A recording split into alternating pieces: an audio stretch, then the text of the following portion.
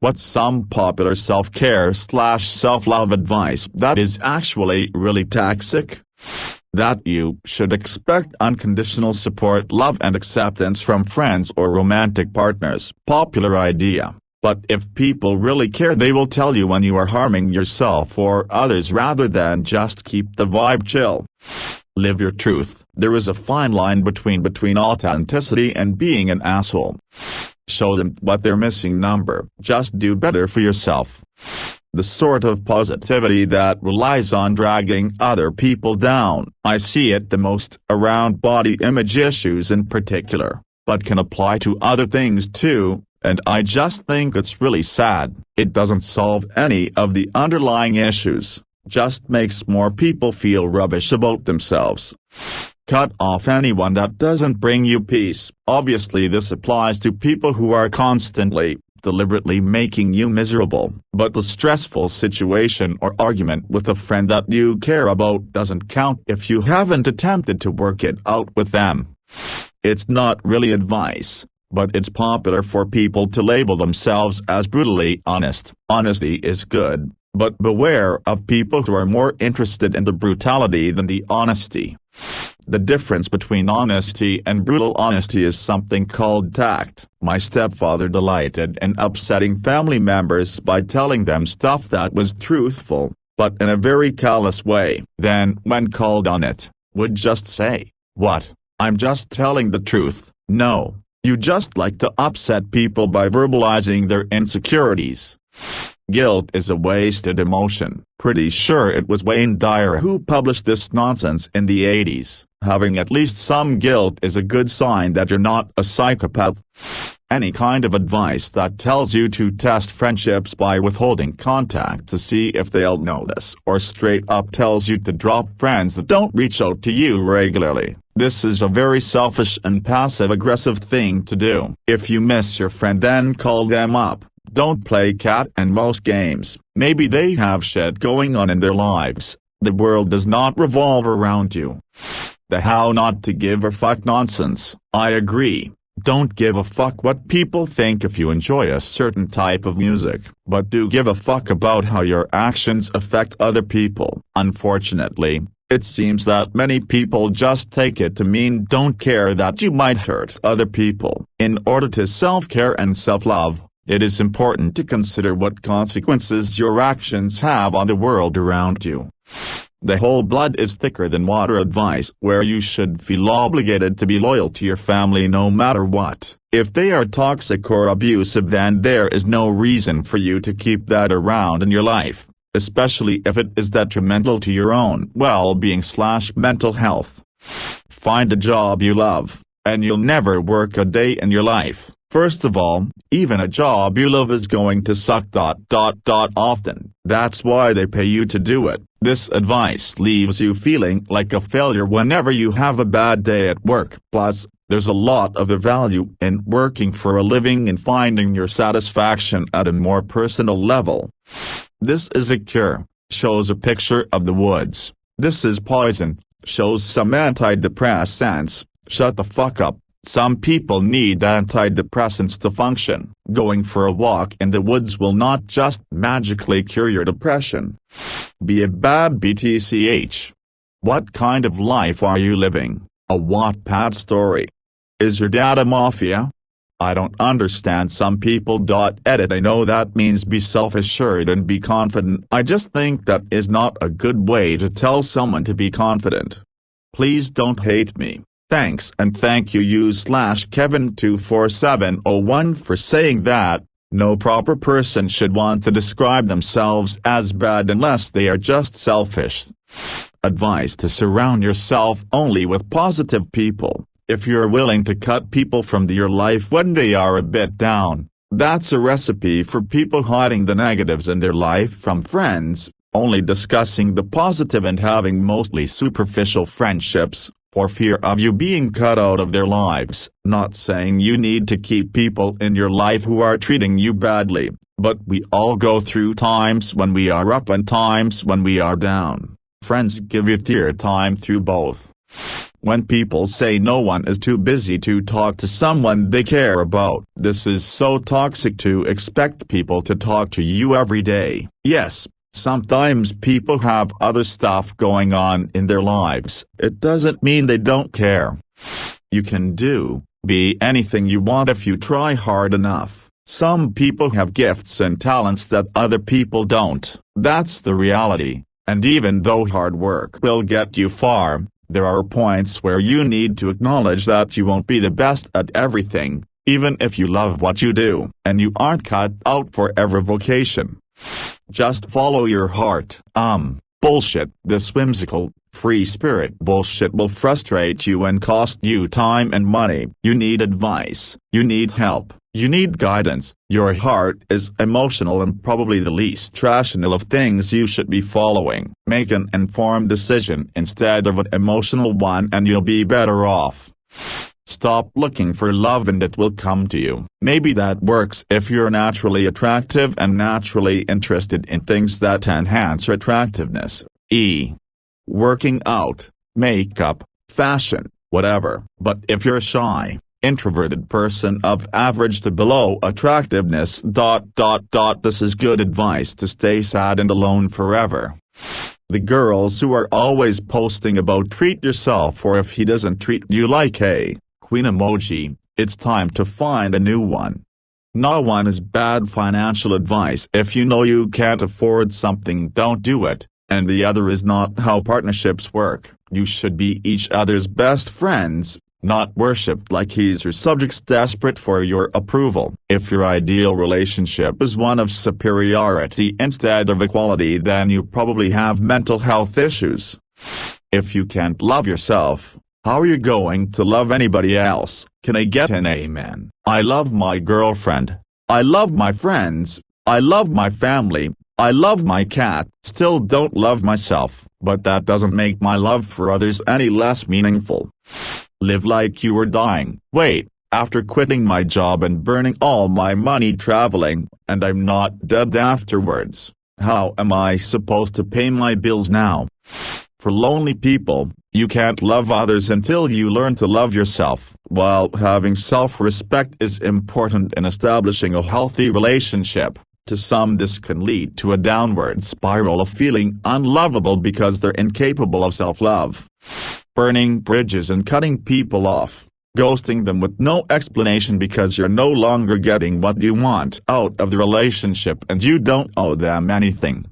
Okay, it's one thing if we're talking about an abusive relationship, but this mentality seems to promote childish, conflict-avoidant behavior masked as self-care, aka good vibes only. If you can't love me at my worst, then you don't deserve me at my best. Maybe, just maybe, if you're an intolerable piece of shit at your worst, you have something to work through before demanding others accept and enable you to be a monster. Today's drinking culture, for reference, I live in the US. Every other post I see on Instagram these days is a joke, meme about drinking. I find it a bit toxic as alcoholism and drug addiction rates have skyrocketed during the pandemic. Not something you should be capitalizing on or glamorizing at all. The idea that you don't owe anybody anything, which is often used to justify ghosting your friends, prioritizing your mental health above others' feelings, etc. Ignoring people who care about you or being rude to people shouldn't be encouraged. You can take time to yourself without being an asshole or cutting people off without explanation. Toxic positivity. When you're going through a hard time, it's good to allow yourself to go through the emotions. If you start invalidating your own struggle by way of focusing on the positive, it's gaslighting yourself. Feel all the feels, go through it, not around it. People who proclaim to be a real one, when in reality they're just a rude asshole. It's cool to be direct and honest. It doesn't give anyone the right to run around just being a prick. I see too many people saying, I'm just honest, or I call it like I see it, while feeling this imagined authority bestowed upon them to critique everyone and everything. cutting folks out of your life whenever they do something shitty to you. Nobody's perfect. Everybody fucks up. Everybody is gonna do bad things to you, and you're gonna do bad things to them. If you don't wanna wind up old and alone, you've got to learn to forgive. Cut out anyone who doesn't add value. Such a "I'm the main character" mindset. Not everyone around you will add direct value to your life, but they certainly contribute to your environment and may have a bigger role in your life one day. Burning bridges just for the sake of it is silly. Anything that equates self-love exclusively with pampering yourself. Self-love is telling your friend no when you don't want to hang out. Self-care is sticking with habits that are good for you, even when you don't want to, and of course being flexible and compassionate when you don't do it perfectly. Life coaches that can teach you how to be happy with your life and the proper way to achieve your goals. Total load of BS coming from someone who has zero schooling that couldn't be acquired in a weekend Zoom class. It's buzzwords and pats on the back to band-aid any issues you have for a fee. Don't take any tips from someone like this. You can't love others until you love yourself. I can't say this is fully inaccurate. I'd say you can't date someone and expect their love to magically make you love yourself. Isolation is not the answer though, and platonic love can really do a person good. Platonic love can help you love yourself. Jealousy is fine and healthy in a relationship. Absolutely not. Jealousy's two core components is insecurity and a lack of trust, neither of which are good for a relationship, and the latter can kill it. Positive vibes only. People, it's natural to feel sadness, frustration, sorrow, melancholy, and people who shut you out because you're not supporting positive vibes either A, do not care about you or how you feel, B, are too controlling, and C, likely emotionally manipulative and superficial fun-focused assholes. You have to love yourself before you can love someone else. That's pop psychology. Most therapists agree that people learn to love themselves through accepting love from either a caregiver, as children, or a close relationship as adults. Lack of self-love can definitely cause us to do some weird stuff in relationships, but it doesn't prevent us from having a healthy one, and it doesn't mean we aren't worthy of love from others. Encouraging plastic surgery. Our society is so geared towards having women look a certain way. I fell into that mindset, got plastic surgery and could have lost my life. Thankfully I was able to have it reversed, but am still paying for it years later. It's so much more dangerous than people think. You can't love someone if you don't love yourself. I don't even understand the premise of this other than a cutesy turn of phrase. Just because sometimes doesn't love themselves doesn't mean they can't love another. Plus, people with issues like depression and anxiety that might make it hard to love themselves still deserve love. Nobody even cares what you look like. Actually, people do. They may not all stop to stare, but enough will that you'll start to notice all the stares and it will just make you embarrassed. It's better to just take a quick second to make sure you don't look stupid today than to go through that test. Unpopular opinion, but the whole "how will someone else love you if you don't love yourself" first thing, it's always rubbed me the wrong way. As someone that's struggled with body image issues for a long time, it made me feel even worse because I already thought I wasn't beautiful, and on top of it I thought that nobody would love me because I hated the way I looked. Also, sometimes it takes someone loving you for you to love yourself too, because they show you that you are deserving of that love and that your little insecurities are in your head rather than society's. I get the confidence is power intention behind the motto, but sometimes you need a hype man, you know. If you don't have anything nice to say, don't say it. Okay, cool. Guess I'll never intervene on people's toxic behaviors, never bring up how someone's addiction is ruining their life, and never protest governmental or institutional corruption. Let's just let the world evolve further into shit. If a disabled person can do this, what's your excuse? There are many valid reasons someone might not want be able to do something. And, you know, That statement just makes a disabled person's accomplishment into someone else's lesson. Keep that inspiration porn bullshit to yourself. That's not to say you can't feel inspired by disabled people, but don't make their skills all about you. Law of attraction. Such BS. Okay, so because I had a bad start in life, an abusive childhood, and now live with depression and anxiety, that's all I'm ever going to get, that's what I'll attract into my life. I can't help having bad days, feeling sad. It doesn't mean it's all I'm worth, all I deserve, nor all I want. It actually makes me angry just typing this. I really hate that trope. The worst part is my abusive mother is totally someone to tell me the universe will give back what I put out. With all due respect, mother, go FK yourself. What gets me is the toxic grind hard mentality, as if working more in your field, on your body, or adding shifts to your life is what produces value. Working hard is a positive trait, but making that the goal, as opposed to enjoying is unidirectionally running oneself into the ground. It's okay to not be working all the times. Unconditional support does not mean they go along with whatever you want. It means they care about you and support you, even when you make bad decisions. And sometimes, supporting you means telling you how it is. Not really advice, but it's popular for people to label themselves as brutally honest. Honesty is good, but beware of people who are more interested in the brutality than the honesty.